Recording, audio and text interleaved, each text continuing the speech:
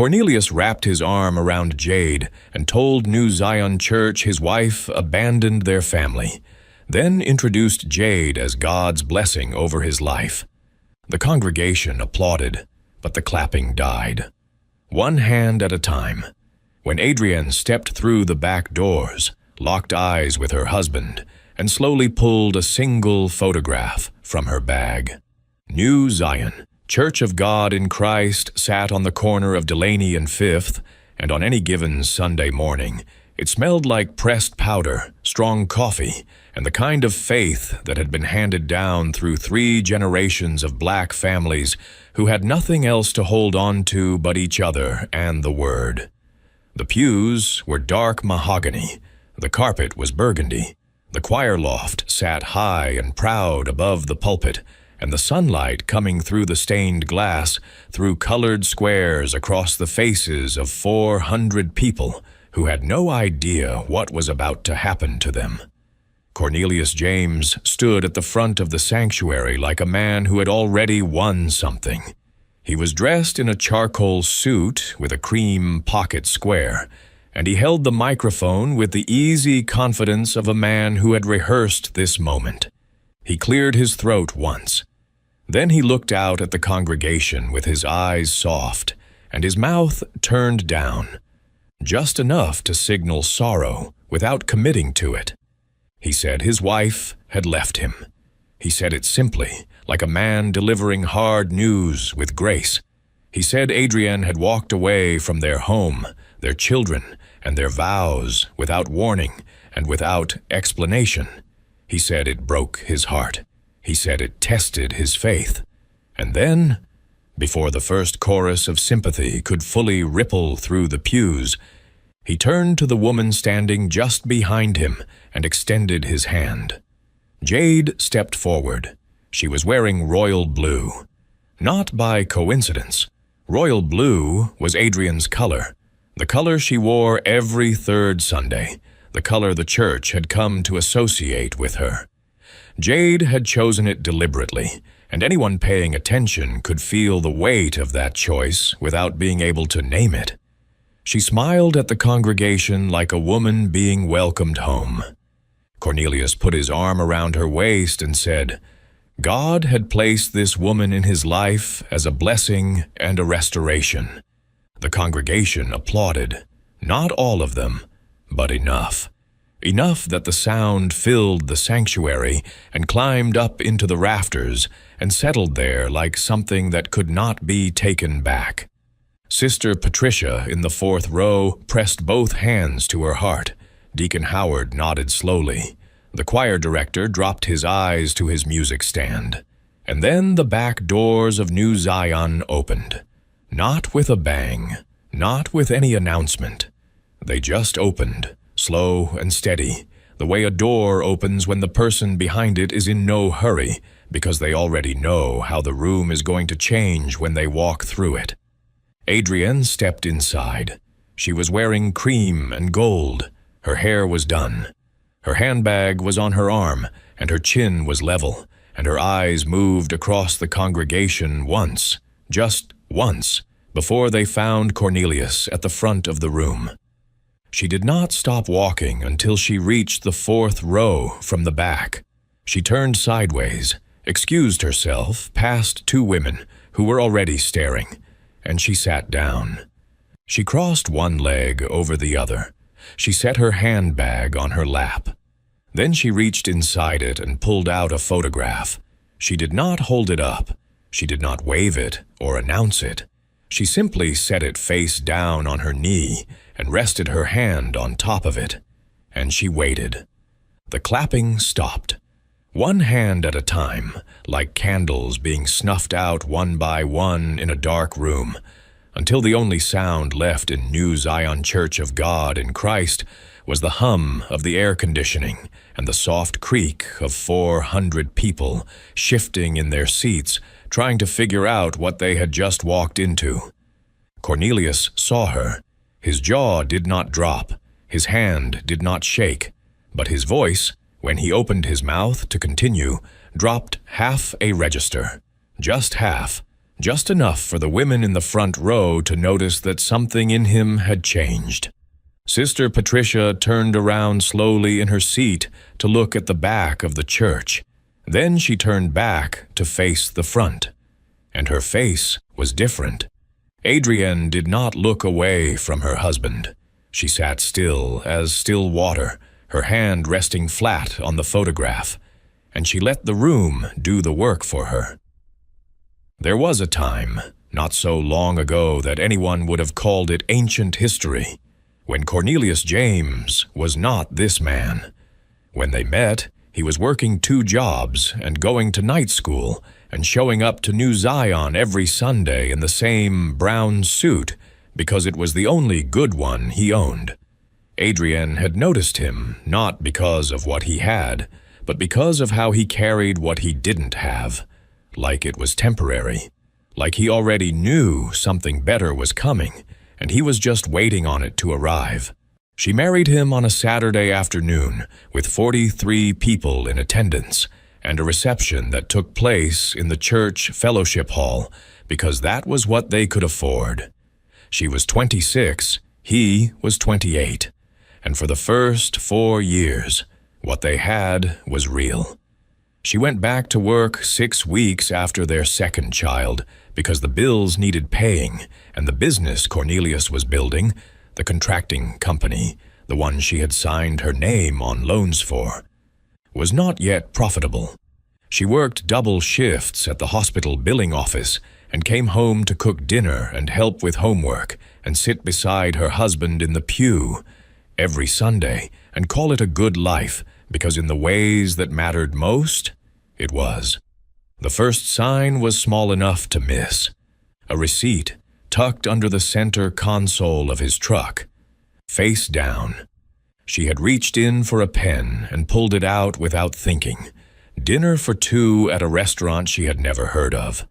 $47. A Tuesday night in February when Cornelius had told her he was meeting with a contractor on the east side. She looked at the receipt for a long moment. Then she took her phone out and photographed it.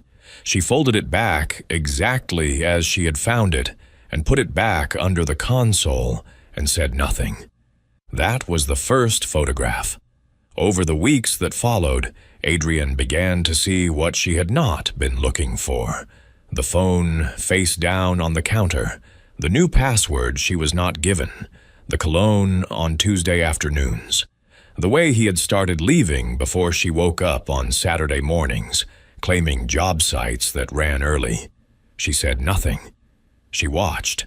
She photographed what she could, and she filed what she photographed in a folder on her phone that she labeled with her youngest daughter's name so nobody would think to open it.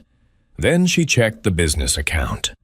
$22,000 moved in 3 separate transfers over the span of 6 weeks into an account number she did not recognize with a name she had never seen. The transfer authorization bore her signature. She held the printed statement under the kitchen light and looked at her name on that line. The loop of the A, the slight leftward tilt of the D. And she knew she had not signed it. She photographed the statement. Then she called the church to ask about a private donation Cornelius had made in both their names to the building fund. She was transferred to the deacon's office. Brother Calvin answered. He had been Cornelius's closest friend since the 2 of them were 16 years old, and his voice was warm the way it always was when he spoke to her. But when she asked the question about the donation, the amount, the paperwork, he paused. 1 second, just one. And in that 1 second, something passed between what he knew and what he said. And what he said was that he didn't know what she was talking about. Adrienne thanked him and hung up the phone.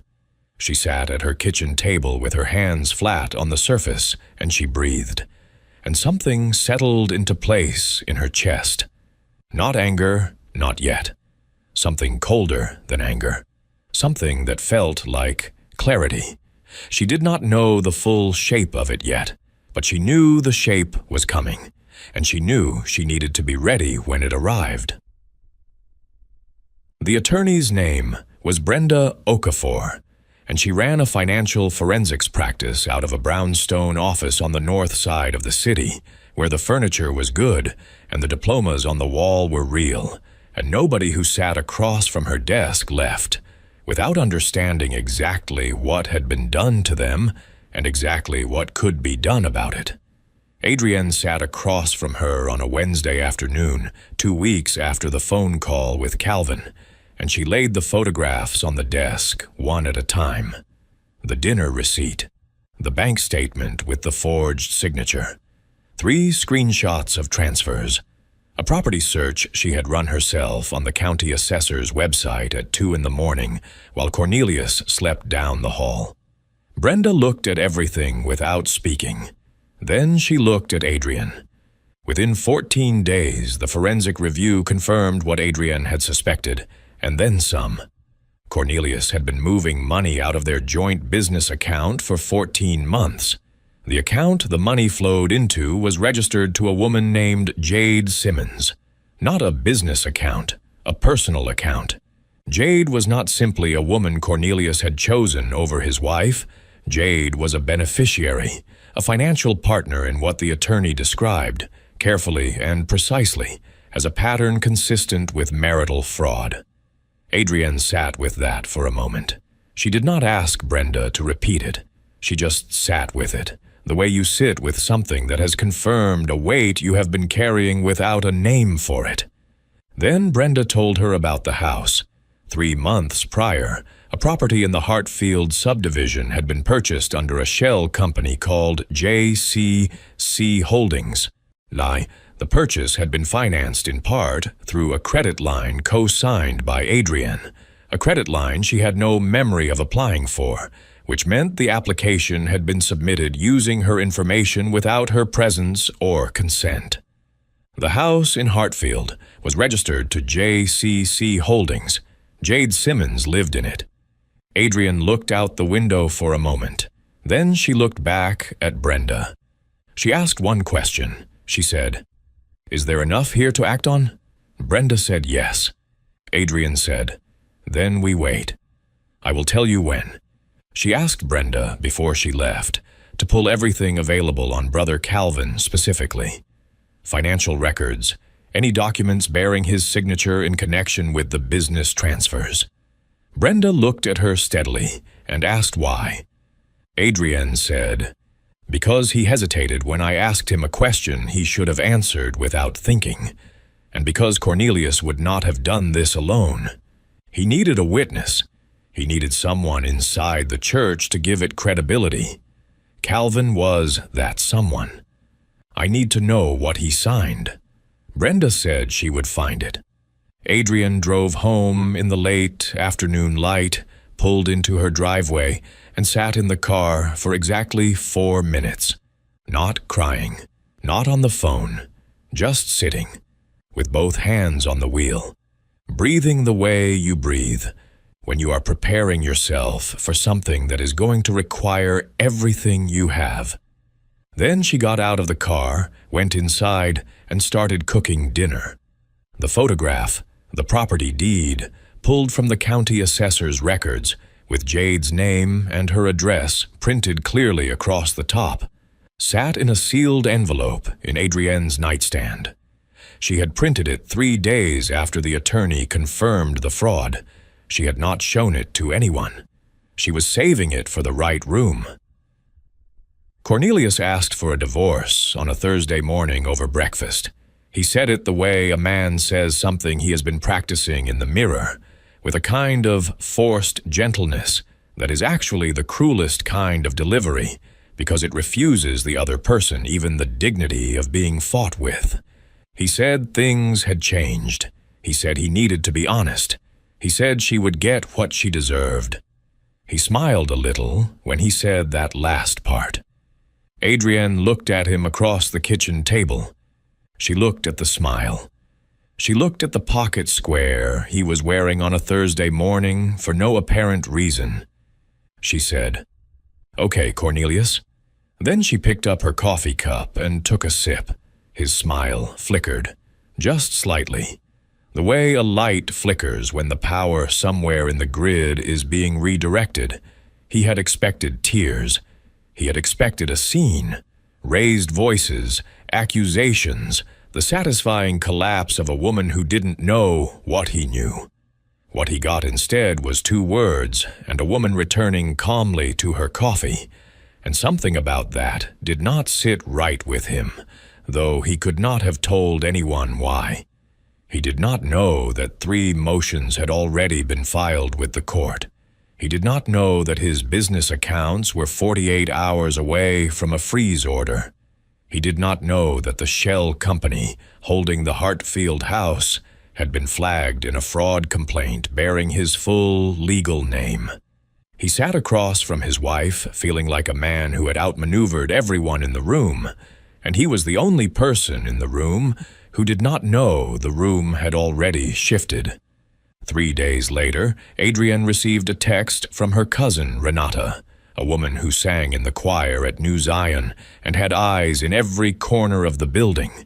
The text said Cornelius was planning to bring Jade to Sunday service, that he had already told 3 deacons and 2 choir members that Adrienne had abandoned the family, that the story was spreading through the church like water through a cracked foundation, filling every available space, that he planned to stand up in front of the congregation and introduce Jade formally, that he had told people God had moved in his life.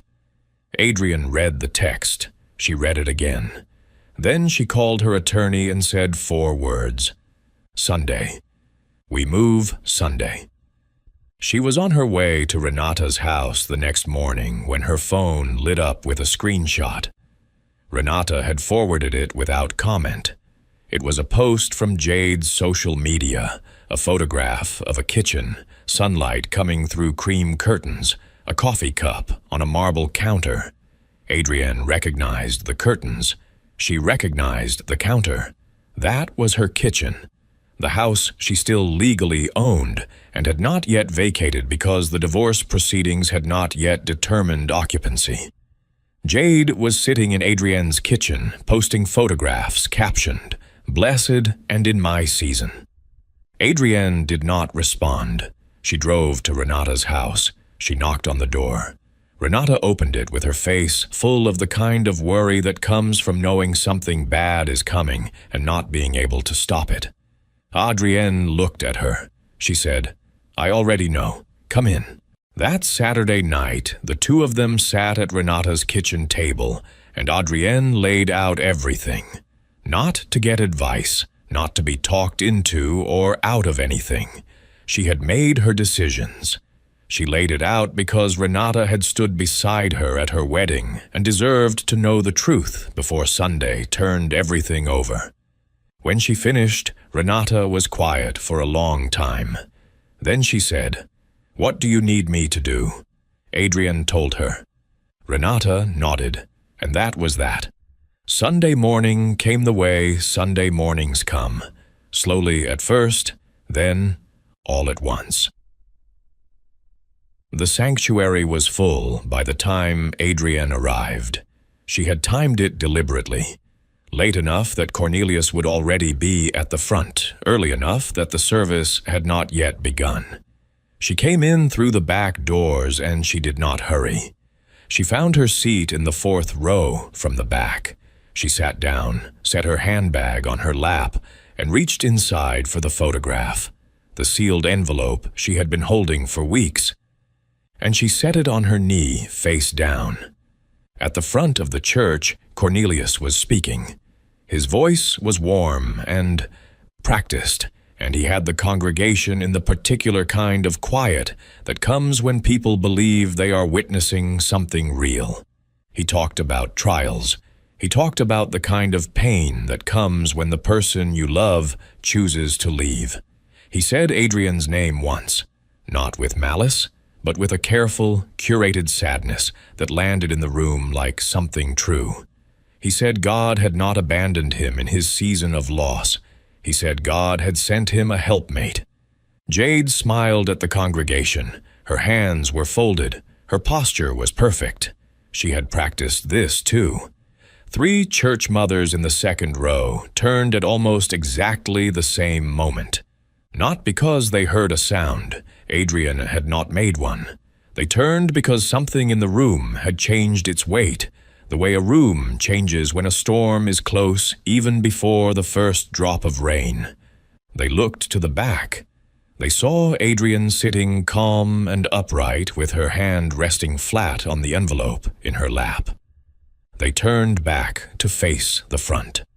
And their faces when they turned back were not the same faces they had worn before. Jade noticed. She leaned slightly toward Cornelius and said something against his ear. He did not turn around. He should have turned around. Brother Calvin sat in the deacon's row to the left of the pulpit in his Sunday best, with his hands folded in his lap, and when he raised his eyes from the floor and looked toward the back of the church and saw Adrienne sitting there, he looked back down at his hands immediately. He did not look up again, not once. One of the church mothers stood up. She did it without announcement, without explanation. She simply rose from her seat in the second row, moved along the pew, walked up the center aisle to the back of the church, and sat down in the empty space beside Adrienne. She did not speak. She did not touch her. She just sat beside her. Then a second mother rose and followed, then a third. The congregation watched this happen with the particular silence of people who are beginning to understand something without yet being told what it is. Jade's smile was gone. Cornelius had stopped speaking. The pastor moved toward the podium to transition the service, and in that moment, in the small gap between one thing ending and another beginning, Adrienne stood up. She did not go to the microphone. She walked to the center aisle, unhurried, steady, the 3 church mothers rising and falling into step behind her. And she stopped where the whole congregation could see her face clearly. She stood with her handbag on her arm and the envelope in her hand, and she looked at the 400 people of New Zion Church of God in Christ, and she said, "My name is Adrienne James. I have been a member of this church for 11 years, and I did not abandon my family." She said it simply. She said it the way a woman says something she has already decided she will only say once. The room was the kind of quiet that a church makes only when it understands that what is happening is larger than what was planned. She said, "What was done to me was not done in anger. It was done in calculation. Over 14 months, my husband authorized the transfer of $22,000 from our joint business account into a private account belonging to the woman standing beside him at that altar. My signature on those transfer documents is a forgery. My attorney has confirmed it. The court has been notified." Cornelius stepped forward. He opened his mouth. Adrienne raised one hand. Not at him, past him, toward the back of the sanctuary. The rear doors opened. Her attorney, Brenda Okafor, walked in, composed and deliberate, followed by a county sheriff's deputy carrying a document folder sealed with a blue court stamp. They stopped at the back of the room and stood. They did not need to come any farther. Their presence said everything that needed to be said. Adrienne turned back to the congregation. She lifted the photograph. She held it up so the first several rows could see it clearly. The property deed, the Hartfield address, the name at the top of the document, Jade Simmons. She said, 3 months ago, my husband purchased a house in the Hartfield subdivision using a credit line obtained fraudulently in my name. The woman he introduced to you this morning as God's blessing over his life lives in a home that was bought with money stolen from me. Someone in the congregation said, "Lord, have mercy," not quietly. Loud enough that it moved through the room like a stone through water, and the ripple of it reached every pew. Jade had gone completely still. Her hands, which had been folded so carefully, were now at her sides. She looked at Cornelius. He did not look back at her. Adrienne turned to the deacon's row. She said, "Brother Calvin." She said his name without heat, without accusation in her voice, just the name, and then the facts that followed it, the way weight follows a fall.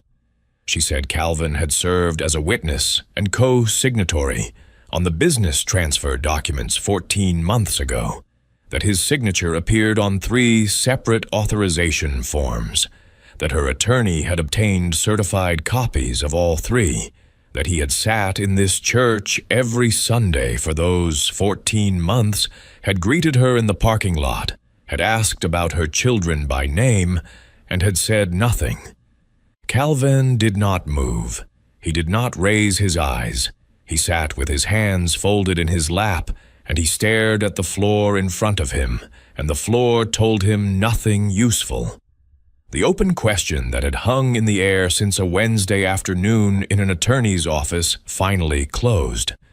Calvin had not just known, he had participated. Cornelius had cut him in, a percentage of the contracting business, transferred quietly through the same shell company.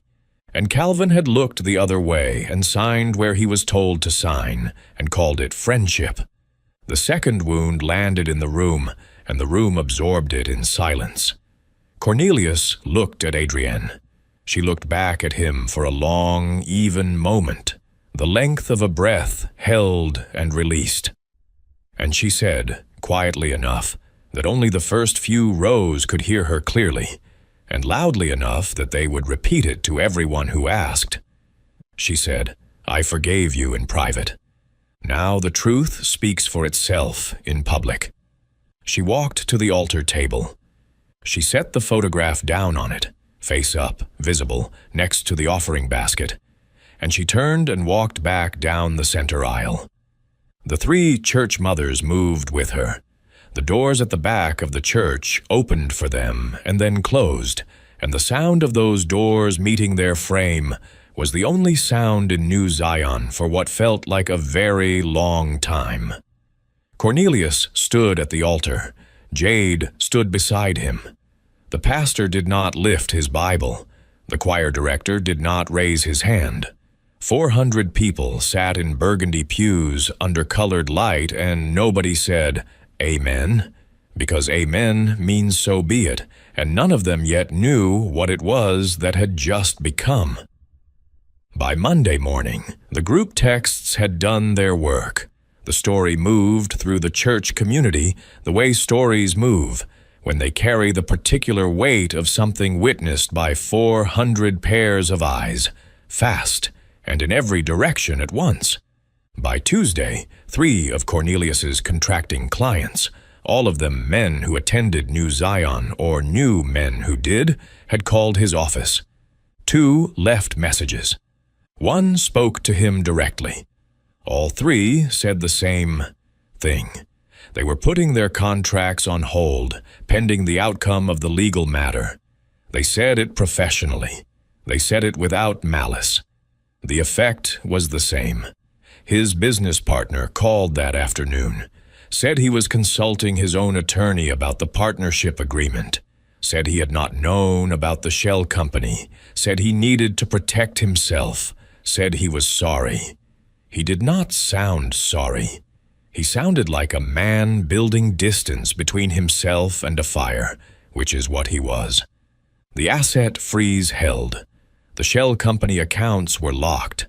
JCC Holdings, which had seemed to Jade like a permanent thing, a house, a life, a season she had declared publicly, turned out to be built on a foundation of someone else's credit and someone else's name. And when that foundation was pulled, it went quickly.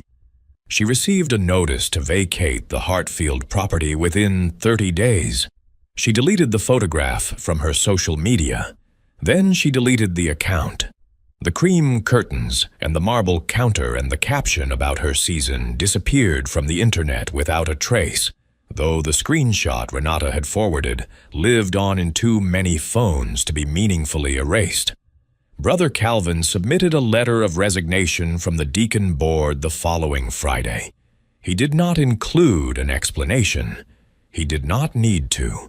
The letter was received and accepted without comment, and by Sunday his chair in the deacon's row was empty, and the congregation looked at that empty chair the way people look at the space where something used to be, understanding its absence better than they had ever understood its presence. Cornelius came to church the following Sunday. He sat in the back, in the fourth row from the rear. The same row where Adrienne had sat the week before, with her hand resting calm and steady on an envelope that had ended everything he thought was his. He sat in that pew in his charcoal suit with no pocket square, and he looked toward the front of the church where the altar table still held the photograph. Nobody had moved it. Nobody had touched it. It sat where she had placed it, face up, next to the offering basket, as though it belonged there, as though it had always been there. He sat alone through the entire service. 6 months is long enough for a life to find its new shape. Adrienne's new house was small and sat on a quiet street 3 miles from New Zion, and it was hers, purchased in her name. Alone, with nothing forged, nothing borrowed, nothing owed to anyone who had not earned her trust. The porch faced east, which meant mornings were good on it, and she had taken to spending the first hour of her day out there with a cup of coffee and the particular kind of silence that belongs only to people who have come through something and arrived on the other side, still standing. On a morning in late October, the light came through the oak tree at the edge of the yard in long gold pieces and laid itself across the grass, and her 2 daughters ran through it in their socks because she had not yet made them put on shoes. She could hear them laughing, that full, unconstructed laughter that children make when nobody has taught them yet to contain themselves, and the sound of it came up onto the porch and settled around her like something warm. She reached into her cardigan pocket. She pulled out a photograph. Not the deed. That lived in Brenda's files now, filed and documented and doing its work in the legal proceedings that would continue without Adrienne needing to attend to them daily. This was a different photograph, a small one, printed at the pharmacy 2 weeks ago. Herself and her daughters in the backyard of this house, sunlight behind them, all 3 of them squinting a little because the light was too good to step out of. She looked at it for a moment, at the 3 of them, at the way she was laughing in it without planning to, at the way her youngest had her hand wrapped around Adrienne's arm like she was holding on to something she trusted completely. She slid it back into her pocket. She picked up her coffee. She let the morning be quiet. They say the truth has a way of walking through whatever door you try to close it out of. Cornelius had told 400 people a story. He had chosen the room carefully. The church, the congregation, the people who would have the most reason to believe a man who stood at an altar. He had built the story to last. And it had not lasted a single Sunday, because Adrienne understood something he never did, that the truth does not need to shout to be heard. It only needs to show up. She didn't need to destroy him. She just needed to walk through the door. If this story moved you, if you know someone who stayed composed when they had every right to fall apart, share it with them. And stay close, because the next story is already waiting.